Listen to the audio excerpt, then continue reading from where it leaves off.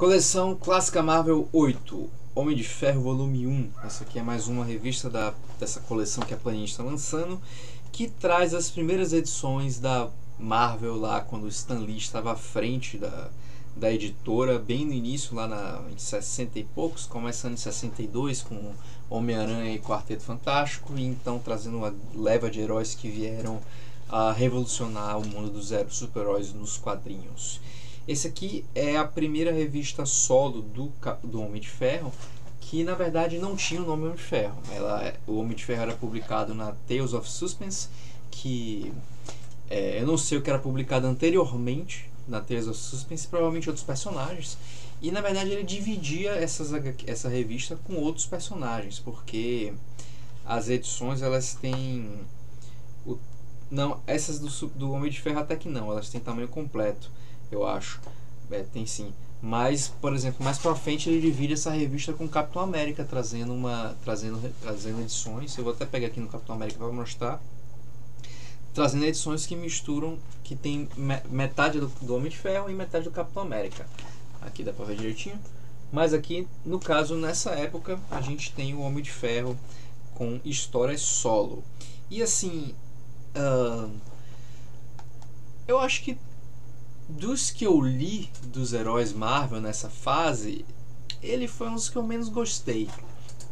Eu acho que assim, ele foi o que eu menos gostei, mas Demolidor tinha a história do Demolidor era muito mais fraca do que as do Homem de Ferro, e também os desenhos eram pior quando muda de artista. O Homem de Ferro, as histórias tinham uma qualidade melhor e a arte também, mas eu acabei não curtindo tanto essas histórias iniciais. A gente tem aqui aquela história que todo mundo conhece da origem do Homem de Ferro, né? Aqui a capa da primeira edição, ele usava uma armadura cinza bem diferente do que a gente vê hoje em dia, que essa aqui cadê, porra? Essa amarela e vermelha é muito mais próxima do que, apesar de ser uma versão antiga, ainda é muito mais próxima do que essa armadura que ele usa na primeira edição. Cinza, parecendo um negócio assim meio escafandro, um robô meio feio. E é aquele lance que a gente conhece, o Homem de Ferro ele estava testando armas, ele tem uma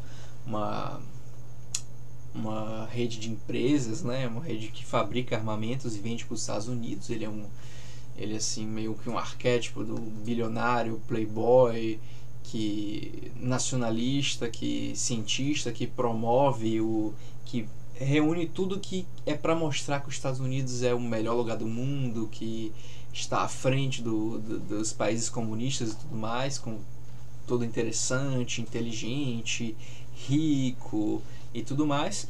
E o Tony Stark ele tá lá fazendo uns testes de armas, das armas deles, quando é capturado por comunistas. Ele é capturado por comunistas, fica preso com o professor, que eu não me lembro o nome, que o professor Yin Sen, que é um chinês, e o professor também foi capturado pelos comunistas e está sendo obrigado a trabalhar. E o Homem de Ferro ele sofre um acidente, os fragmentos lá de uma explosão ficam próximos do coração dele, e ele acaba tendo que fazer a armadura. E o protótipo do reator que ele começa a usar, que ainda não tinha o nome de reator Ark, se eu não me engano, já tem um tempinho que eu li essa edição, e ele cria essa primeira versão da armadura do Homem de Ferro, que ele tem cheio de ímãs e transistores, que é uma palavra, transistores que é a palavra que ele usa, acho que é transistores sim, ou resistores, que é cheio de ímãs e transistores, eu vi aqui, que possibilitam que não só os fragmentos fiquem longe do coração dele, como dê habilidades e capacidades sobre-humanas dele quando ele usa essa armadura. E é bem interessante porque assim, o Homem de Ferro ele tem vários gadgets aqui. Ele cria essa armadura, ele fica com essa armadura por 2 edições, se não me engano, até que, por ele estar sendo criticado, as pessoas verem nele tipo uma figura assustadora com aquele cinza chumbo, ele depois pinta a armadura dele de dourado, uma sugestão de uma garota com quem o Tony Stark estava saindo, e para ter uma imagem mais heróica, assim. E aqui é o início de quando ele começa a ser chamado de gladiador dourado, embora ele não tenha sido chamado assim nessa edição. Estabeleceu uma das cores padrões que o personagem utiliza, que mais tarde iria se unir ao vermelho de uma versão mais atualizada e com um design mais moderno do Homem de Ferro. Mas o lance é que, assim, hoje em dia a gente pensa no Homem de Ferro com aquela armadura e tem os repulsores lá que soltam aqueles raios, ou do peito também, mas aqui ele usa vários gadgets, na verdade. Ele tem um imã que usa para puxar as coisas, ele não dispara coisas pela mão, ele consegue dar uns pulos bem altos por causa da força dos transistores, e transistores é uma palavra que é usada em todo momento aqui nessa no Homem de Ferro, que eu acho que era uma coisa, um novo desenvolvimento que tinham feito na época, então era tipo uma novidade na engenharia, o Stan Lee usou para justificar todas as coisas milaborantes que o Homem de Ferro fazia. Então, assim, é um Homem de Ferro bem diferente do que a gente tem em mente hoje em dia, principalmente diferente do Homem de Ferro pós a HQ Homem de Ferro Extremis do... Porra, me fugiu o nome do autor. Cara, ele tá até envolvido naquele desenho do Castlevania, eu esqueci o nome do cara. Pô, infelizmente esqueci o nome dele. Extremis. Vou procurar aqui enquanto eu falo. E, assim, o Homem de Ferro, como eu falei, bem diferente mesmo, porque não tinha um computador integrado na armadura, ele tinha vários gadgets, não era só a força da armadura. A Warren Ellis eu vi aqui, eu tive que pescar. Então, era um Homem de Ferro bem mais rudimentar e divertido até em alguns momentos, a forma como ele vai apresentando assim, não, eu tenho aqui um raio, eu tenho aqui um imã, tenho aqui não sei o que. Ele não voava exatamente, aqui ele tem ele mostra até aqui, ó, ele tirando o cinto, ele tinha quase um cinto de utilidades com um alto-falante aqui para amplificar a voz dele, tinha várias coisas assim.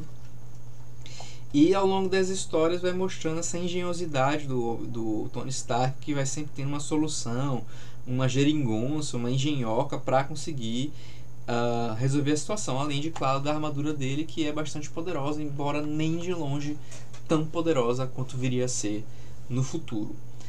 Ela nem mal conseguia voar, na verdade, nas primeiras edições. Ele só conseguia dar uns pulos bem grandes usando ímãs e transistores.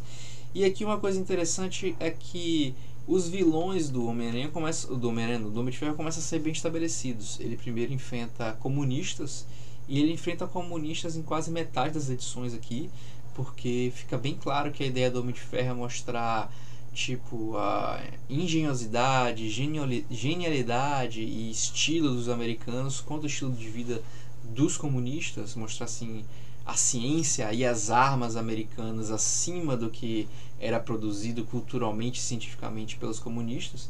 Então o Homem de Ferro acaba enfrentando vários comunistas, metade era comunista e dos personagens que ele enfrenta, e metade eram cientistas de morais duvidosas, cientistas criminosos, cientistas que só queriam roubar e que não tinham um posicionamento autorista e nacionalista que o Homem de Ferro apresentava. Então é uma de todas as revistas que eu li aqui, eu achei ela a mais nacionalista.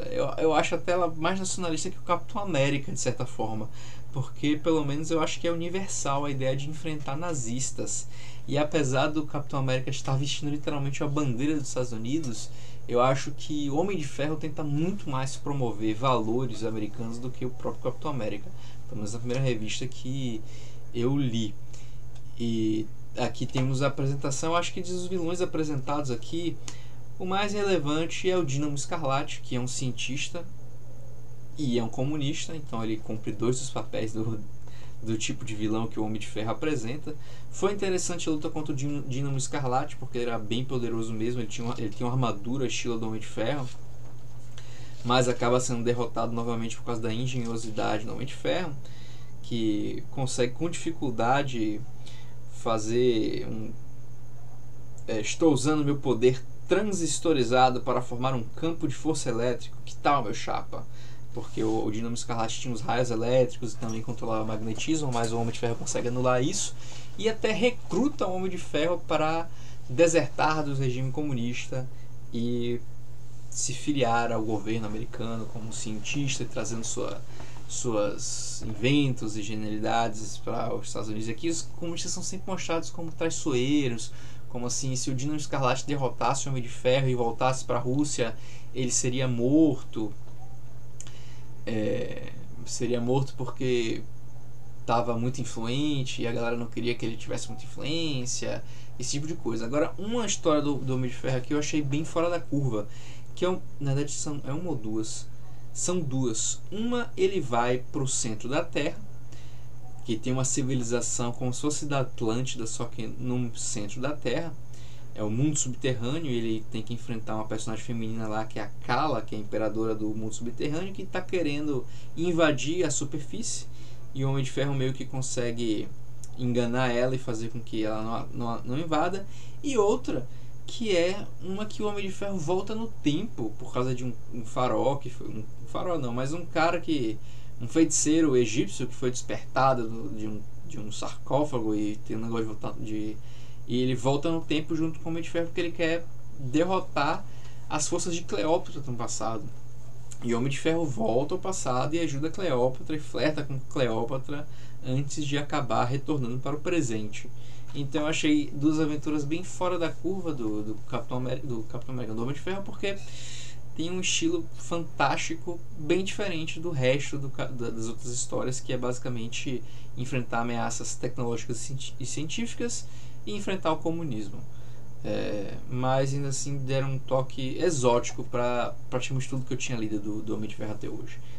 Assim como Capitão América, o Homem de Ferro não foi um personagem que eu li muitas histórias anteriores à época do Vingadores à Queda, o início lá da fase que o Bendis mandava da Marvel inteira. Mas enfim, espero que tenham gostado desse meu vídeo. Eu vou continuar fazendo esses vídeos comentando sobre essas revistas da coleção clássica Marvel e vou seguir com essas revistas até eu alcançar as publicações atuais na Panini. Enquanto estou gravando essa edição, a Panini está na edição 27, eu já li até 14 e eventualmente eu vou chegar lá. Vou me concentrar nisso. Mas por enquanto é isso, fico por aqui e até a próxima.